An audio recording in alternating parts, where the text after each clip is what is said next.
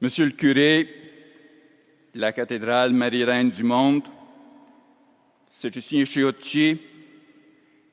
distingués représentants du gouvernement, distingués membres du corps diplomatique et consulaire, Doroha Ukrainska Molode, Mesdames et Messieurs. In a narrative poem written in the 14th century, titled The Divine Comedy, and considered to be one of the world's greatest works of literature, the famous Italian poet Dante gave the following chilling description of hell. When I awoke, before the dawn, amid their sleep, I heard my sons weep and ask for bread. To crush the aspirations for a free and independent Ukraine, slightly over 90 years ago, the Kremlin reenacted such a hell in real life in what is known today as the Holodamor, which in Ukrainian means killing by starvation. Le 26 novembre 1998, le président de l'Ukraine a émis un décret présidentiel désignant le 4e samedi de novembre comme jour national du souvenir en mémoire des victimes du Holodomor. Et le 28 novembre 2006, le Parlement de l'Ukraine a reconnu le Holodomor comme un génocide contre le peuple ukrainien.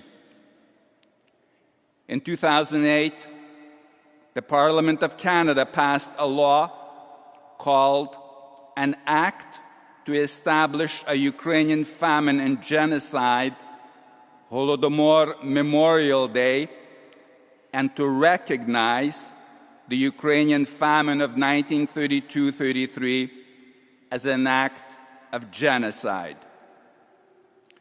In that legislative act, the Canadian Parliament stated that, and I quote, "The Ukrainian famine and genocide of 1932-33, known as the Holodomor, was deliberately planned and executed by the Soviet regime under Joseph Stalin to systematically destroy the Ukrainian people's aspirations for a free and independent Ukraine, and subsequently caused the death of millions of Ukrainians in 1932 and 1933.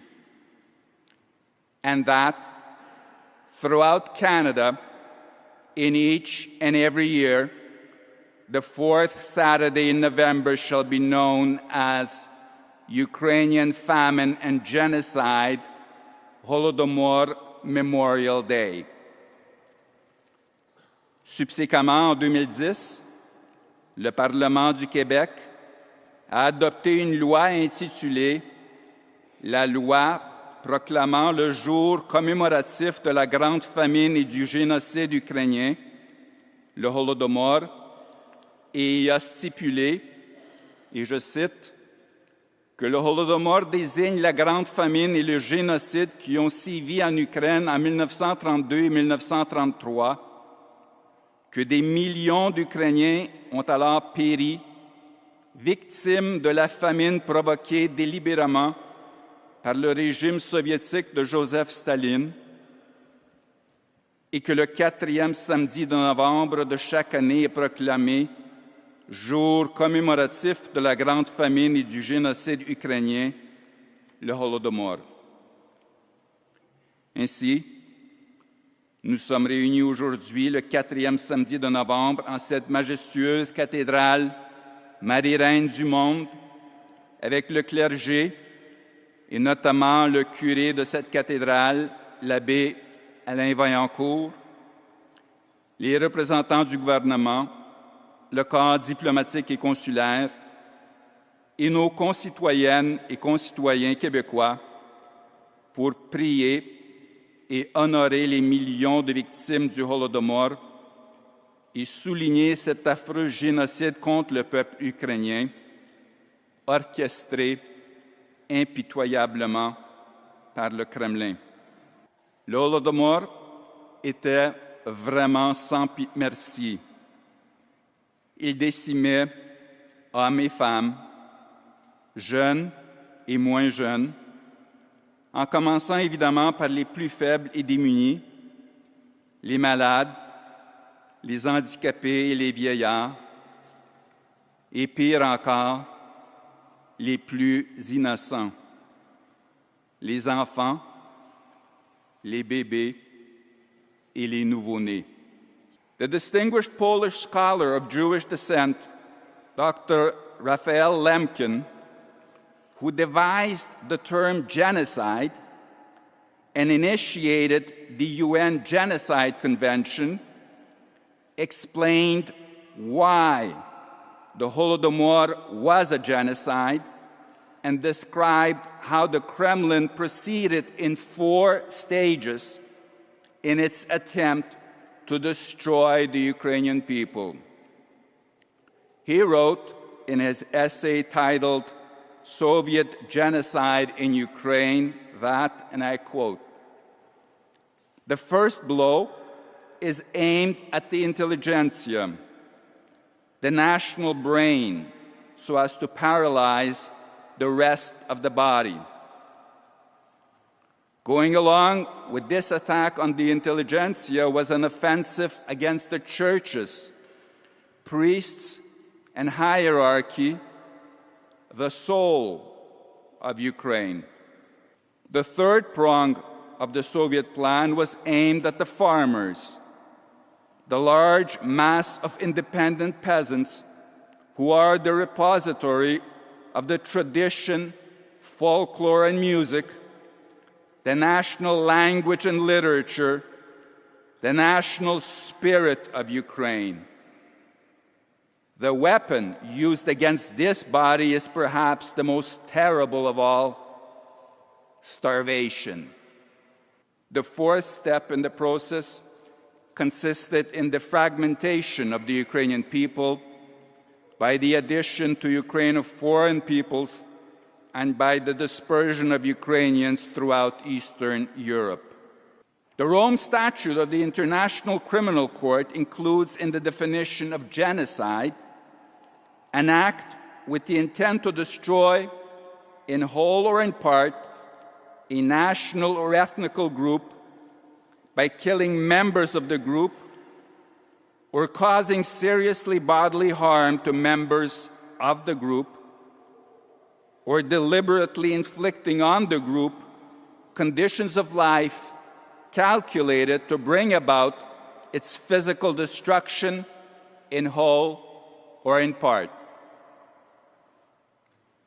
Clearly, during the Holodomor, Ukrainians were subjected to hell as portrayed by Dante, or a genocide as per the Rome Statute of the International Criminal Court and the Holodomor Acts of Parliament in numerous countries, including Canada. Devant l'horreur criante de ce génocide, la question qui vient naturellement à l'esprit, c'est pourquoi? La réponse macabre se trouve notamment dans une lettre de Joseph Staline adressée le 11 août 1932 à son homme de main, Lazar Kaganovich, secrétaire du Parti communiste et envoyé spécial responsable de la confiscation du grain en Ukraine. Et dans cette lettre, Staline révélait ainsi la raison d'être de son plan de destruction diabolique. Il écrivait: « Si nous ne commençons pas à redresser la situation en Ukraine maintenant, nous allons perdre l'Ukraine. Staline craignait les aspirations des Ukrainiens à vouloir s'épanouir dans un État indépendant.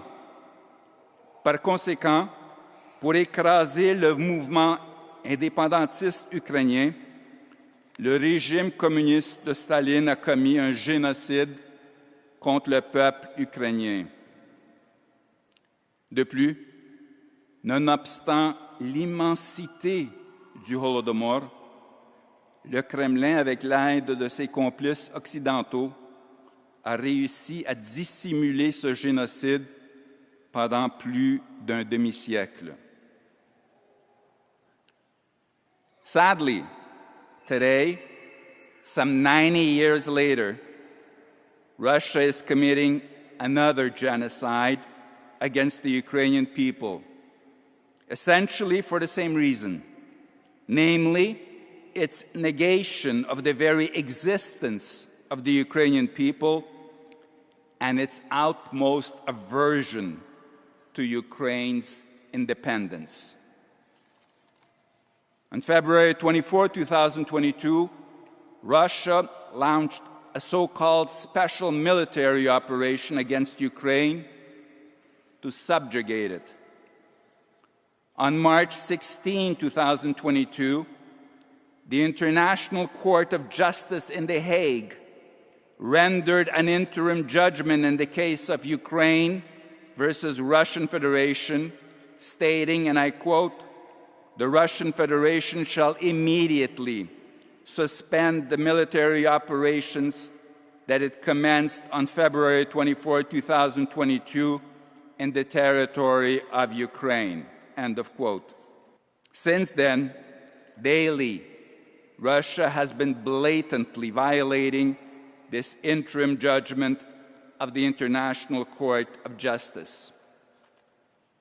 On April 27, 2022, by unanimous consent, the House of Commons of Canada passed a motion recognizing that, and I quote, "The Russian Federation is committing acts of genocide against the Ukrainian people," end of quote, on the basis that the crimes committed by Russia's army in Ukraine include, and I quote from the act, "mass atrocities in the invaded and occupied Ukrainian territories, systematic instances of willful killing of Ukrainian civilians and the desecration of corpses, forcible transfer of Ukrainian children to the Russian territory, torture and the imposition of life conditions causing grave suffering,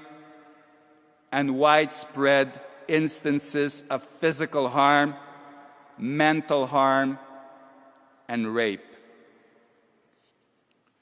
Puis le 23 février 2023, l'Assemblée nationale du Québec a adopté à l'unanimité une motion déclarant, entre autres, et je cite, qu'elle déclare l'agression armée de l'Ukraine par la Russie comme défiant les lois internationales, notamment par des agressions militaires sur la population civile ainsi que ses infrastructures essentielles, et qu'à l'instar de la Chambre des communes du Canada, elle dénonce les actes à caractère génocidaire commis contre le peuple ukrainien qui ont été rapportés par les médias.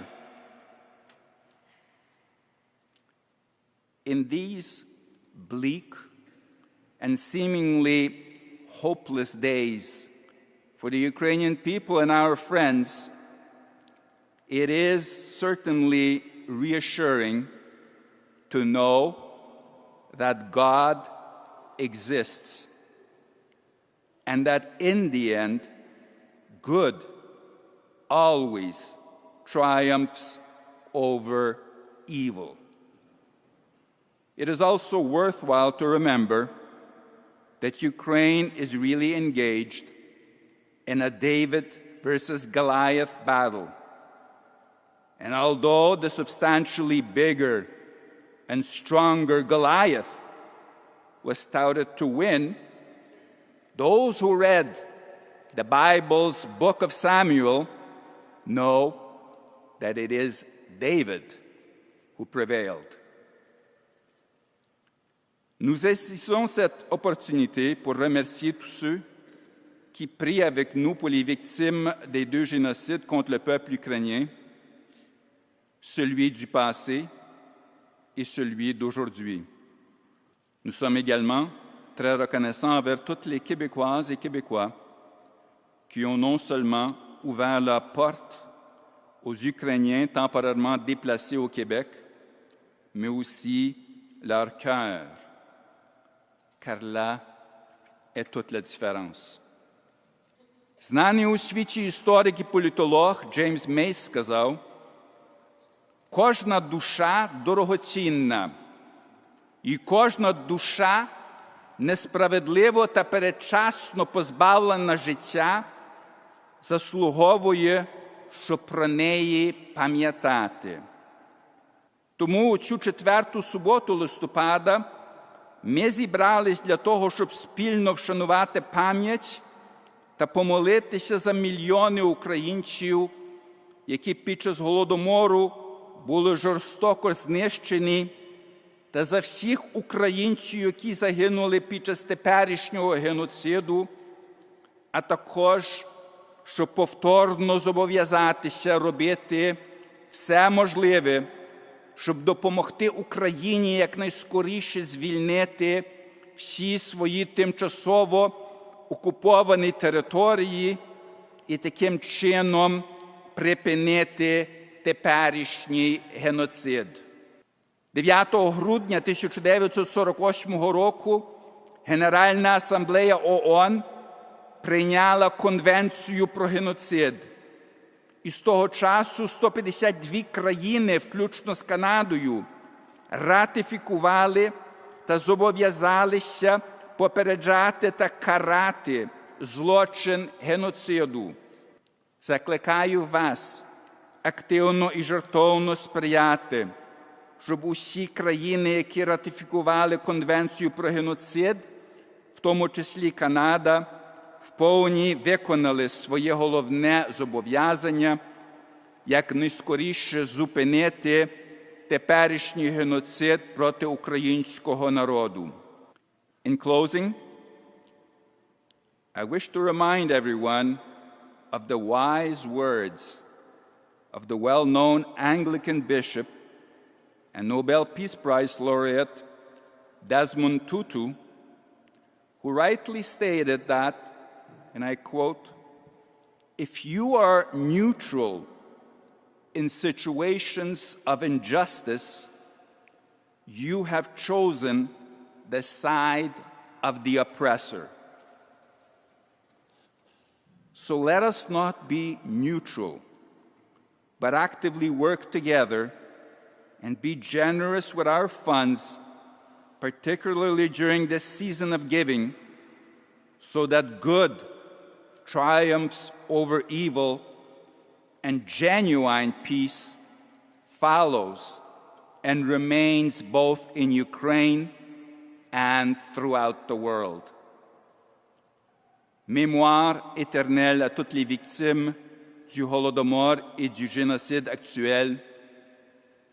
Вічна пам'ять всім жертвам Голодомору і теперішнього геноциду. Слава Ісусу Христу!